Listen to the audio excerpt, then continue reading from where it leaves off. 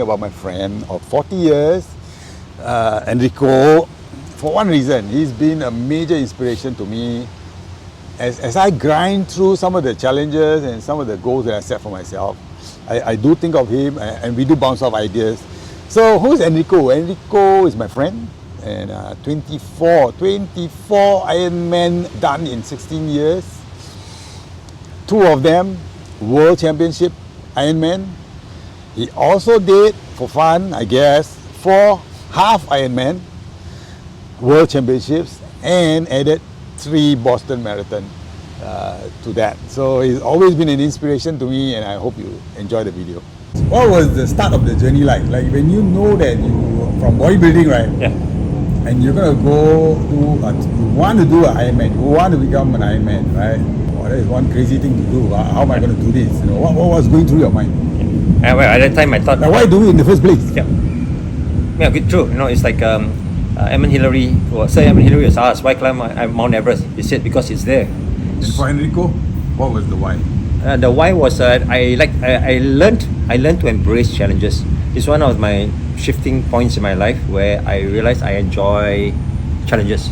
So that is my personal competition side of me.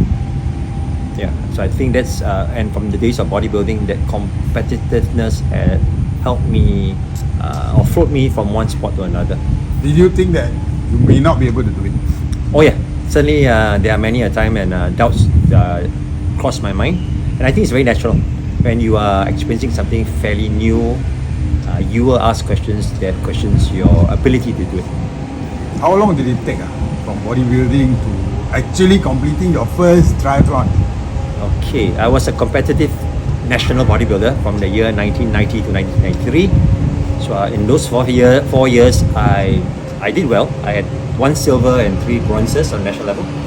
And when I stopped, I took a break. It was about 7 years before I assumed and picked up endurance sports in 2001. So that break was a good break to help me review what I wanted to do in terms of sports. And how long did it take to actually like get ready for it? Yeah, so that's a very good question. It took me about 5 years of swimming, running and biking before I did my first Ironman in 2006. 5 years? Wow. But 5 years is a long time. So there must be a lot of small steps, small wins that bring you to that big win, and say, and that kind of motivates me also, but the small wins. But how was it for you? I believe that every little win I had, every little achievement, completion of a tough training program or a session added to my confidence and my courage. And I think that bolstered me to the next major challenge. And I think if you calculate and focus on these wins, they will invariably build up a cachet of confidence and faith in yourself in order to take on the future challenges. Wait, Enrico, wait. It took you 5 years, right, of training, working, but hang on. In my own personal journey, right, I can feel the vibes of the people around me.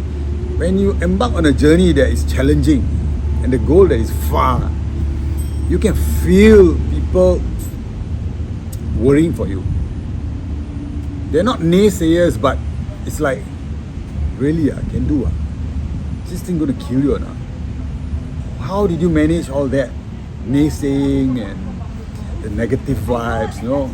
I think one thing I've learned in many years of racing is this: you have to learn to silence the voices in your head before they compromise your performance.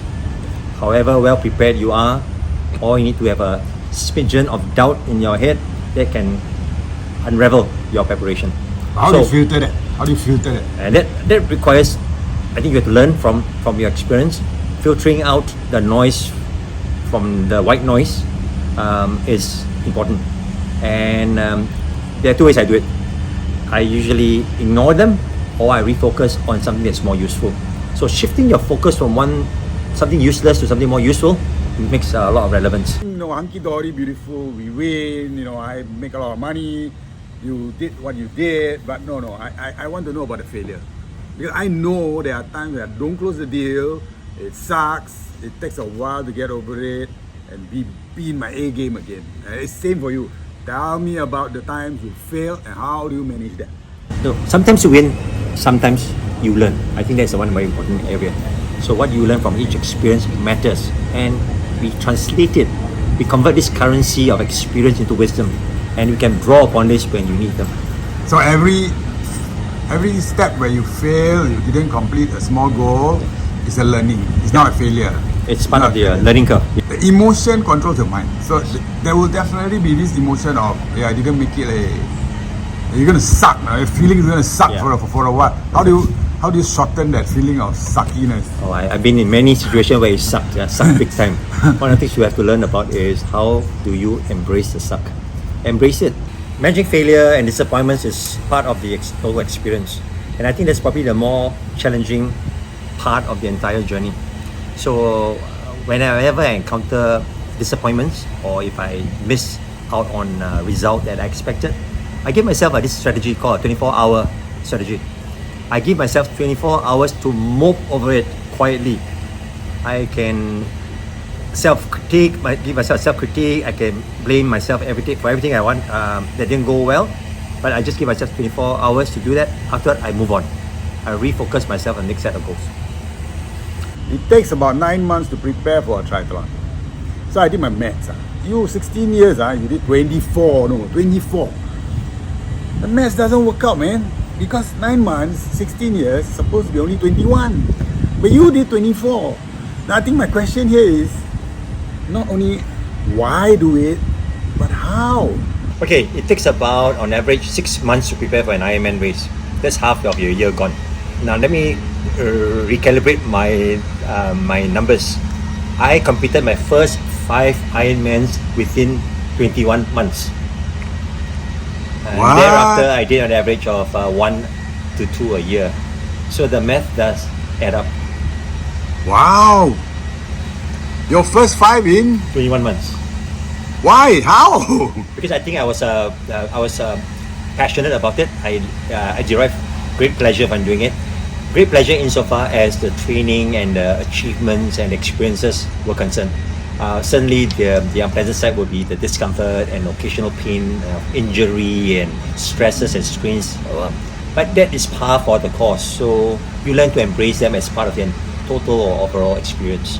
And if I'm not wrong, Enrico, 24, I think in Singapore you have the most lah. So this one must say one you have the most, man.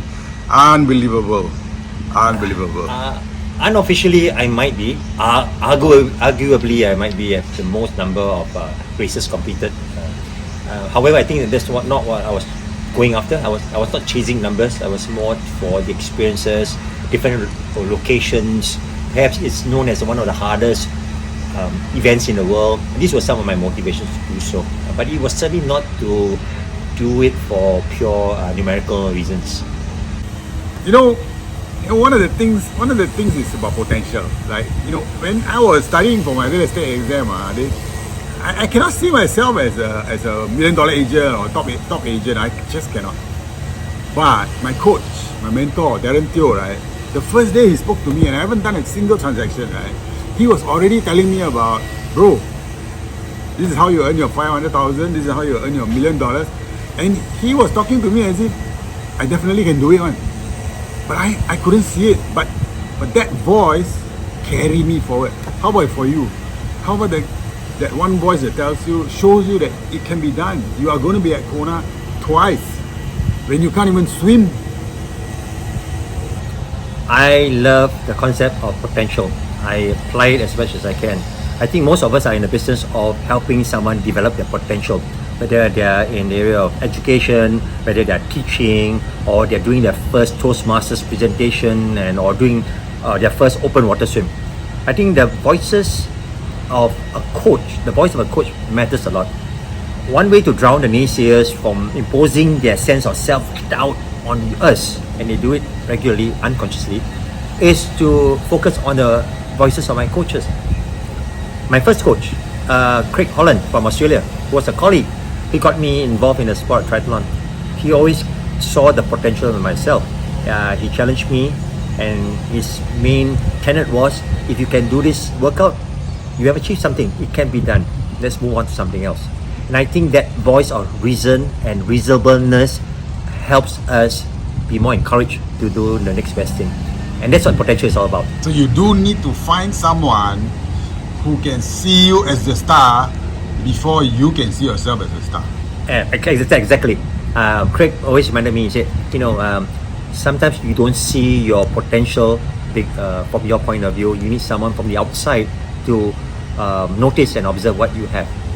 Now it's not about me, it's about you.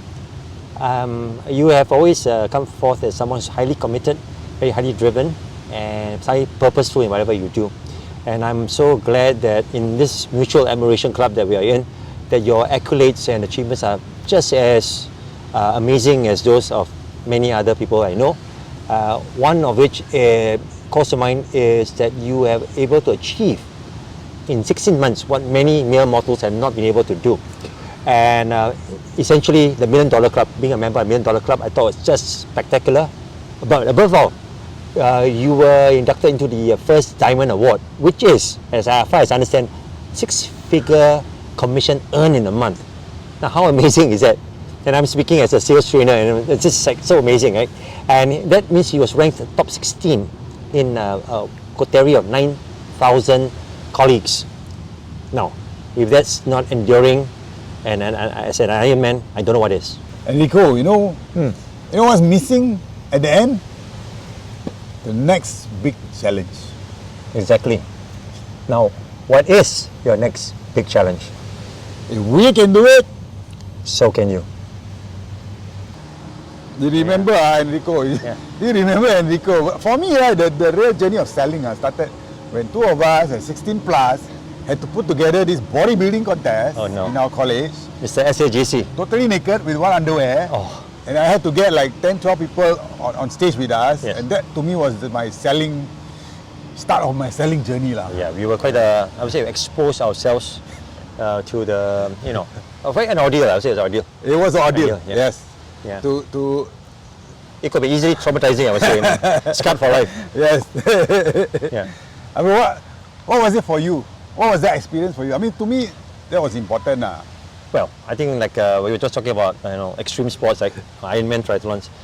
If you have been in the trenches and you have been through a trial by fire, in comparison, how nothing can be worse from that. So if you can make the comparison, I think it pales in comparison to other things we would eventually experience in life. And we were not bodybuilding guys. No, I we mean, were we didn't have big bodies. 16 years old. How big can you be? I think we're trying to get out of CCA.